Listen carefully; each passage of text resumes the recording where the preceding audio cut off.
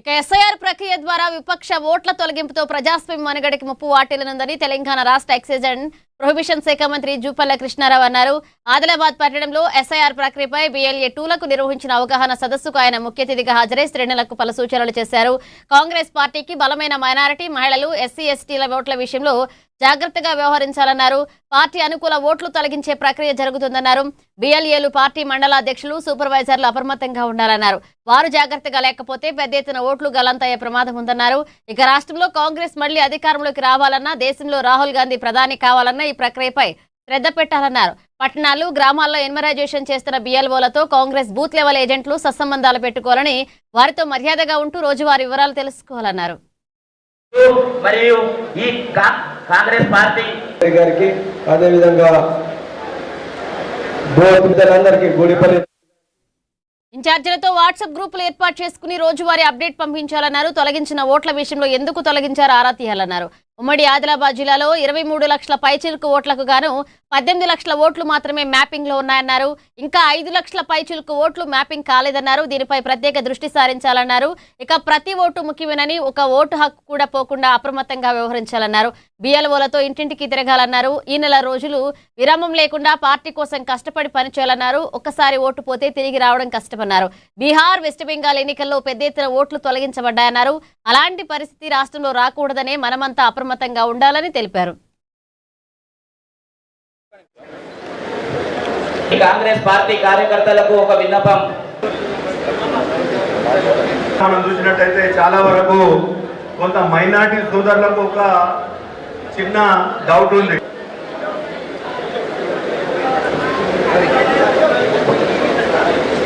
General secretary గంధ సుజాతక్క గారు మాట్లాడాల్సిందిగా మనం చేస్తాం. ప్రతి ఒక్కరూ బాధ్యతగా ఎస్ఐఆర్ ప్రక్రియలో బాధ్యతగా పాల్గొనాలని Adilabad Congress party assembly incharge Kandi Srinivasa Reddy అన్నారు.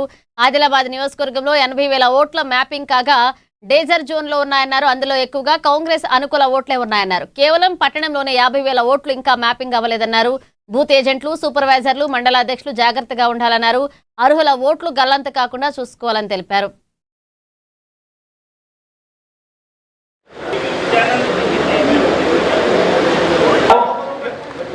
మార్కెట్ కమిటీ చైర్మన్గా కోరుతున్నాము. దిగంబరరావు పాటిల్ గారు, మాజీ ఆదిలాబాద్ మున్సిపల్ చైర్మన్ గారిని వేదికపై రావాల్సిందిగా కోరుతున్నాము.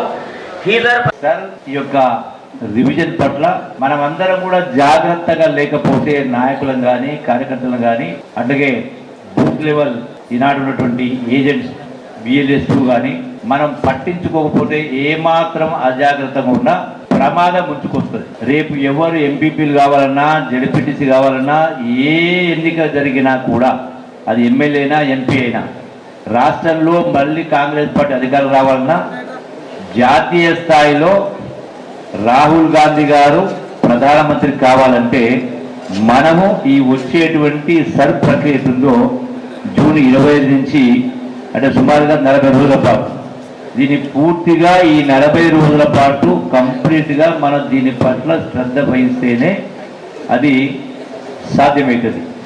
కరెక్ట్ చూసుకోవాల్సిన అవసరం ఉంది. అందుకే ప్రతి BLA కూడా BLO ఎక్కడ ఏ ఇంటికి వెళ్తే అక్కడికి వెళ్ళి వాళ్ళతో సత్సంబంధాలు పెట్టుకోవాలి.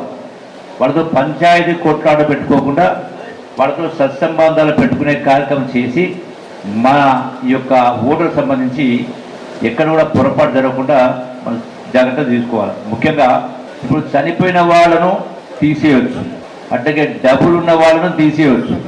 కానీ ఎక్కడ ప్రమాదం ఉంటుందంటే మెయిన్గా ఇంతకుముందు చెప్పినట్టుగా, సరే పని వలస పోయిన వాళ్ళు ఉంటారు, ఇక్కడ నుంచి మహారాష్ట్రలో పోయిన వాళ్ళు చాలా మంది ఉంటారు, కొంత సెక్షన్ హైదరాబాద్లో పోయిన వాళ్ళు ఉంటారు, వివిధ వృత్తుల వల్ల వాళ్ళ యొక్క బతుకుదెరువు కోసం పోయిన వాళ్ళు ఉంటారు. సో వాళ్ళ పేర్లు తొలగించే అవకాశం ఎక్కువ ఉంటుంది. అట్లాగే మైనార్టీలకు సంబంధించి కూడా, ఎందుకంటే ఆ ఇంటి పెద్ద మనిషి లేకపోతే అక్కడ అలౌ చేయదు జనరల్గా. సో అక్కడ కూడా సమస్య వస్తుంది.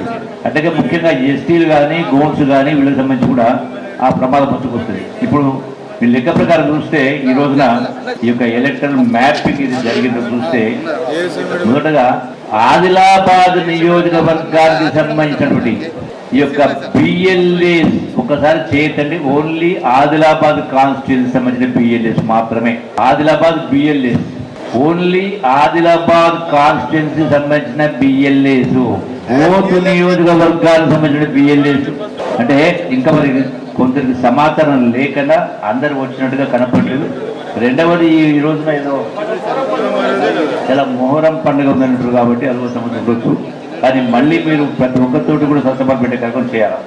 ఒకసారి మొత్తం ఆదిలాబాద్ ఉమ్మడి ఆదిలాబాద్ జిల్లా లెక్క తీస్తే 23,39,191 ఓట్ల కాను మ్యాపింగ్ అయినటువంటిది 18,20,000. అంటే అన్మ్యాప్ అయితే 5,10,000 ఓట్లు. అంటే ఆదిలాబాద్లో 44.04%. అంటే హయ్యెస్ట్ ఓటర్ మ్యాపింగ్ కాంది ఆదిలాబాద్ 44.04, అట్లాగే మంచిర్యాల 44.98%, అట్లాగే నిర్మల్ 44.92.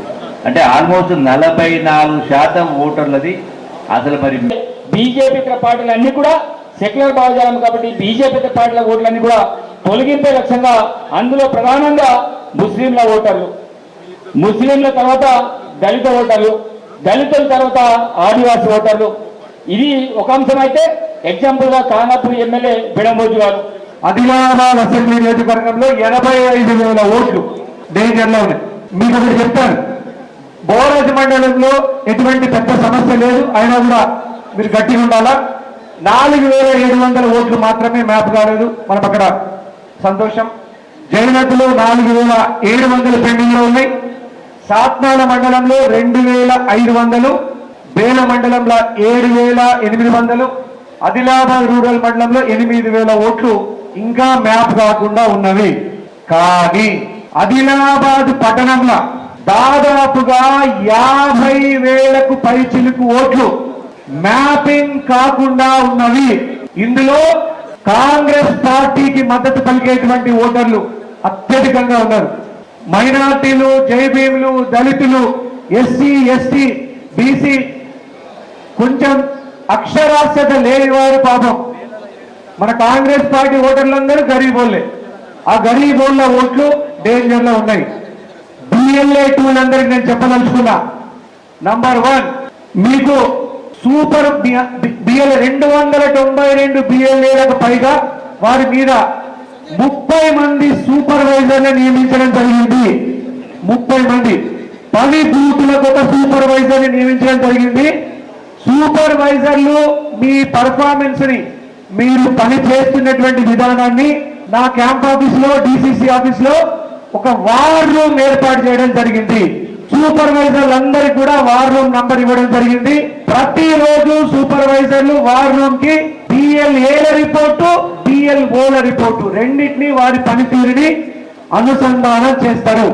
ఓట్ల డిలీషన్ అంటే ఓట్ల తొలగింపు 4 కారణాలు. ఒక కారణం యాబ్సెంట్, యాబ్సెంట్ అంటే గైర్హాజరు. రెండో కారణం వేరే చోటికి వెళ్ళడం. మూడో కారణం చనిపోయిన. 4వ కారణం నకిలీ లేదా డూప్లికేట్ ఓట్. డూప్లికేట్ ఓట్ల మీద మనకి ఇబ్బంది లేదు, చనిపోయిన వారి ఓటు తీయడంలో మనకి ఇబ్బంది లేదు. మన ఇబ్బందుల్లో గైర్హాజరు అంటే యాబ్సెంట్ ఉన్నారని చెప్పడం, లేదా వేరే చోటికి వెళ్ళిందని చెప్పడం, 2 రీజన్స్. కానీ ఇప్పుడు మ్యాప్ అయినవి కానీ అన్మ్యాప్ అయినవి కానీ ఓటు హక్కు వారికి రక్షింపబడ్డది. కానీ తీసేసిన వాటు అంటే 30 ఓట్లలో 5 ఓట్లు తీసేస్తే ఆ 5 ఓట్లు ఎందుకు తీసేశారని గట్టిగా దబాయించి ప్రశ్నించండి. ఆ రోజు బిఎల్ఓలకి సాయంత్రం 6 గంటలకు 5:30 గంటలకి ఒక్కసారి వాళ్ళ దగ్గరికి వెళ్ళి బిఎల్ఏ, మన బిఎల్ఏలు, పార్టీ కార్యకర్తలైన బిఎల్ఏలు, సూపర్వైజర్లు వాళ్ళ దగ్గర నుంచి రిపోర్ట్ తీసుకోండి. ఏమని, ఈ రోజు ఎన్ని ఎన్యూమినేషన్ ఫామ్స్ సబ్మిట్ చేయబడ్డాయి, అందులో ఎన్ని తీసేయబడ్డాయి, ఎన్ని ఎన్రోల్మెంట్ ఎన్యూమినేషన్ ఫామ్స్ అప్రూవ్ అయినాయి. అంటే అప్రూవల్ అయిన వాటిని మనకు చాలా సంతోషం. తీసేయబడ్డ వాటి యొక్క కారణాలు తెలుసుకొని, అంటే వారిని యాబ్సెంట్ మీద, గైర్హాజరు మీద తీసేసిందా, షిఫ్టెడ్ అంటే వేరే ప్రాంతానికి తరలించడం తీసేసిందా, ఏ కారణం చేత తీసేసిందో తెలుసుకొని వార్ రూమ్ కి ఎక్కడైనా అనుమానం వస్తే